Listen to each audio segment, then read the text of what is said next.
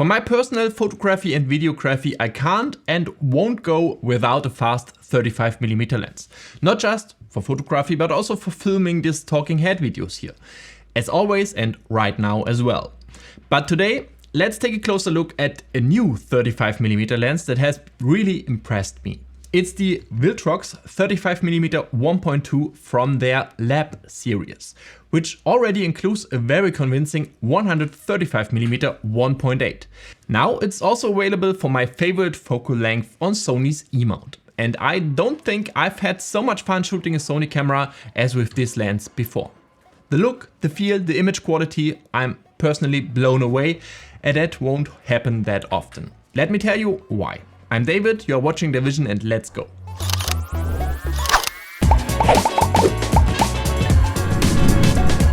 If you are thinking 35mm 1.2, that sounds familiar, you are absolutely right.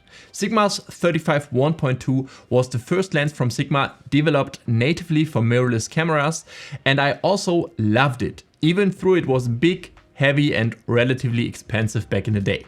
First, the positive news, the Viltrox is significantly smaller and lighter. Okay, that's not that difficult, but it's also cheaper. Viltrox wants 1,100 euros for their 35mm 1.2 lab for Sony's E-mount. And I personally think that's pretty fair, like you will see in the end. Of course, you can get a used 35mm 1.4 G Master from Sony, which is much smaller for less. But this is a different class of lens. Even if this here is only a Viltrox lens, don't underestimate its image quality and what it can do. Unfortunately, the lens is currently available only for Sony's E-mount. I can't tell you when it will be available for Nikon's Z-mount as well, but it will be. With the Lab series, Viltrox has made their mission to deliver near optical perfection without regards to size and weight. At 100mm in length and 90mm in diameter, it's quite a chunk and weighs 924 grams. But it's significantly more compact and lighter than the older Sigma 35 1.2 and also significantly smaller and lighter than Nikon's 35 1.2, what is not that old. The filter thread is also smaller at 77mm in the front. So, is this lens not too big and not too heavy? It depends. Not really in terms of handling. It fits perfectly with a full frame Sony body. And if you don't want to use it as your all-in-one lens for everyday shooting, going with the family on a trip or something, it's not too heavy. I consider this as a portrait lens, and for a portrait photography shooting, it's perfectly fine. But I took it with me every day on our vacation and so for friends, and it wasn't a problem at all. It's like taking a 24 to 72.8 standard zoom with you on the camera every day. The lens itself is built like a tank, but it looks very different from the 135mm from the same series. Here you have a matte black finish and it's an excellent build quality. The lens is also sealed against dust and splash water with the orange rubber lip at the back of the lens. Like the 135mm lab, the 35 1.2 is packed with controls, and the first thing that catches the eye is the display. Unfortunately, I personally don't see much use for it. I put a nice DAVISION boot animation on it via the Viltrox Lens app, and that's it. The display also shows the set aperture if you want to use the rear aperturing. The rotation direction doesn't match the display direction for me personally, and since I don't like aperturings at all, I set it to A and never touch it again. The personal criticism I had with the 135mm lab is not present here, as the clicks from the aperturing are stronger, and so accidentally turning doesn't happen anymore. And if you want a smooth aperture without clicks, you can turn off the clicks with a switch on the side of the lens. There's another switch for autofocus, manual focus, and both switches have solid feedback and don't feel wobbly at all. The focus ring is grooved, not rubberized, and offers a pleasant but somewhat light resistance. I would prefer a rubberized focus ring with a little bit more of resistance. The lens also has two buttons that you can use as A and B focus points in combination with the manual focus mode. And at the back of the mount of the lens there's an USB-C port for firmware updates, which can also be done via Bluetooth with the Viltrox Lens app. A bit of a gimmick, but why not? There's Bluetooth integrated into the lens. The optical construction consists of 15 elements in 10 groups, and the aperture consists of 11 rounded plates. The minimum focusing distance is 34 centimeters. It's quite okay for a 35mm lens of this size and weight. The autofocus motor is a VCM motor in this lens, but with Canon this often means rattling in the lens, but not so much with Viltrox. You can hear it slightly, but it doesn't bother me at all. It's much quieter than with Canon. But let's take a look at what this lens can do, and that's a lot. Let's put it this way. The sharpness of the Viltrox 35 1.2 was one of the most impressive points about this lens. This piece of equipment is absolutely razor sharp from edge to edge, even at f1.2.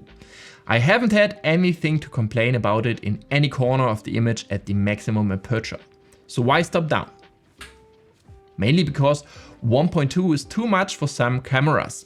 Like my A7R5 in daylight, unfortunately. The 1/8000 seconds shutter speed is often not enough for 1.2 at daylight. Unfortunately, only Sony's Alpha 1 and Alpha 9 series can choose shorter shutter speeds than 1/8000th of a second.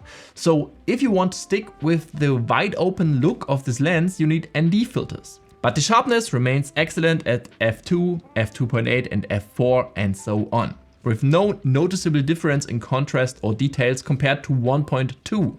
The lens is razor sharp at 1.2, which makes it so great. The vignetting naturally disappears when stopping down, yes, but we will get to that in a moment. In practice, the sharpness with portraits was outstanding, and it was incredibly fun to shoot with it. Not only because I love the focal length so much, but also because I love the look that comes out of this lens. I love 35mm for portraits, and it worked flawlessly with the Alpha 1 Mark II and my A7R Mark V. But first, let's take a look at the chromatic aberrations. And even at 1.2, they are extraordinarily well controlled. Some may remember the CAs of Canon's RF24 1.4 VCM or the 35 1.4 VCM. Both of which cost significantly more and are less fast. The Viltrox shows a performance at f1.2 that leaves little to complain about for this aperture. Most of what I see are not colorful contrast edges, the so-called lateral chromatic aberrations, but longitudinal ones. The color shifts in foreground and background blur because not all of the branches of the leaves are in the same focus plane. At f2 or f2.8 it gets better in this regard, but since there's hardly any lateral CAs before, it can't get better in this aspect either.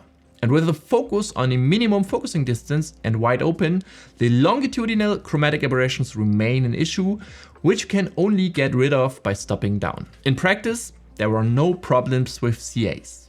No portraits where it was noticeable, even not in strong backlit situations or in front of a white wall with high contrast edges. CAs are not an issue here. Bokeh is one of the most important points for me when choosing a lens that I use for portraits. And the 35 1.2 is of course also a portrait lens for me.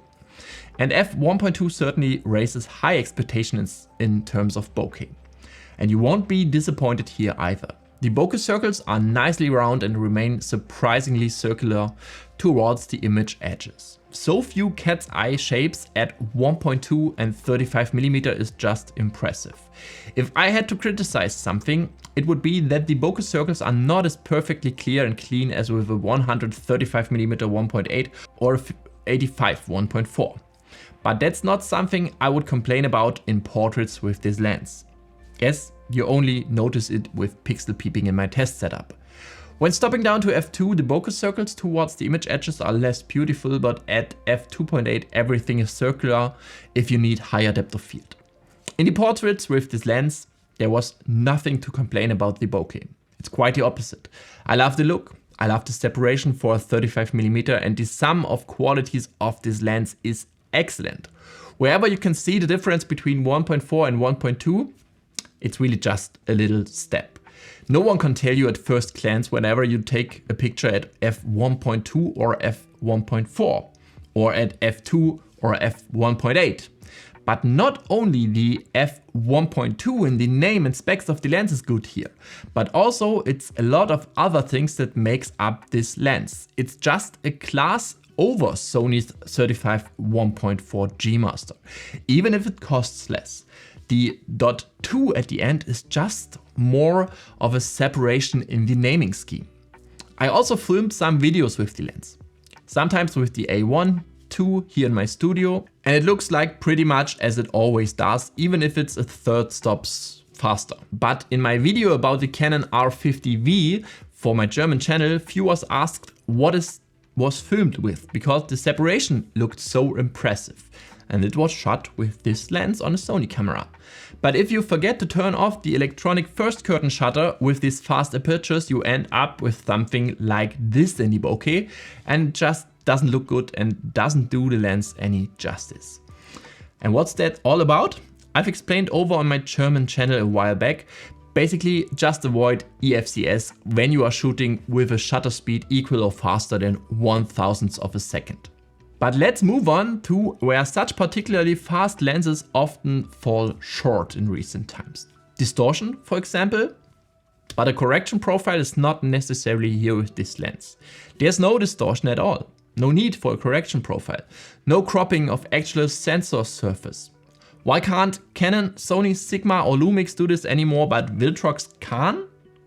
I just don't get it. Vignetting is present, yes, and I would have been surprised if it wasn't. Yes. At f1.2 it's quite strong, but not a big problem for portraits. I just have the feeling that the bottom right corner of my lens is a bit darker than the other corners. Maybe it's a slight manufacturing tolerance error that didn't affect sharpness or anything else, so it's good for me.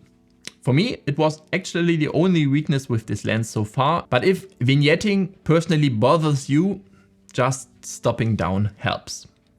What was also often a problem for Viltrox in the past was the poor backlit performance of their lenses, probably due to inferior coatings on the glass elements, but this seems to be very well under control with the new Lab series. There are a few flares when the backlit light enters the image from the side and you have to live or even work with them, yes. But the ghosting, the self-reflections when the light source is in the image is absolutely limited. For a lens made of 15 elements, you see astonishing little of these problems. And unlike other lenses primarily designed for portraits, you can't even produce sunstars with the 35 1.2 Lab. Not the most beautiful ones, but it's possible from f11 onwards.